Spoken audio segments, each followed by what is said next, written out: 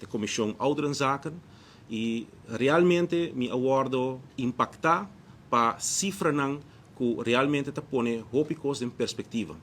No momento que nós temos desenvolvimento turístico na Aruba, no momento que nós estamos com progresso, mas que aguardo trecidilante e que nós estamos back em cifra nós temos que desenvolver aqui back também em diferentes áreas da nossa comunidade, pero em diferentes partes da nossa comunidade.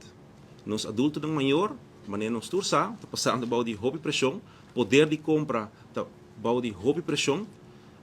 Nós temos governo saliente que a suta adulto maior com medida, remédio não awardo que está for de não, poder de compra awardo asota.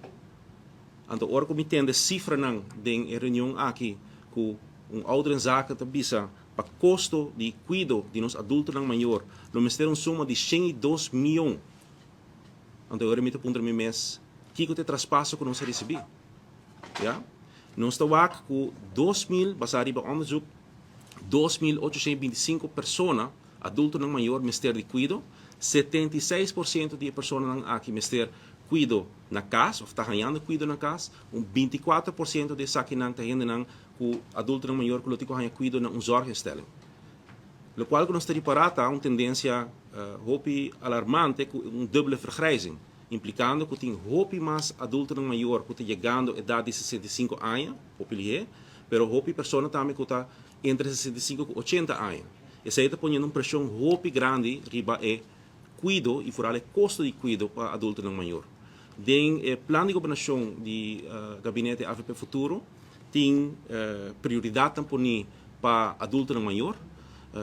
A mim que tem oportunidade sumamente importante para o parlamento, mas também para o governo para trazer cambio positivo para a área de mantelzorg, caminho com gente que está ajudando mama, tanta, homo, you que está ajudando na casa adulto maior aqui por ganhar mais sustento. Me que é importante para nós abrir discussão aqui durante o tratamento de presupuesto.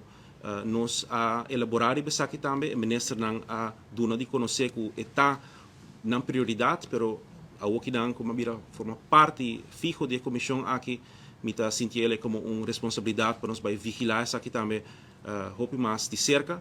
Que sei também me vai dirigir alguma pergunta na ministro de Assuntos Social para nós ter um pouco mais claridade em que direção e manejo aqui também, para que nós podemos garantizar também que por ter alívio para os adultos maior. Tem dicho que bisa, são coisas bom para não, são a 13 alívio, mister hanya alívio, dicho de provérbio, e me quer que se tem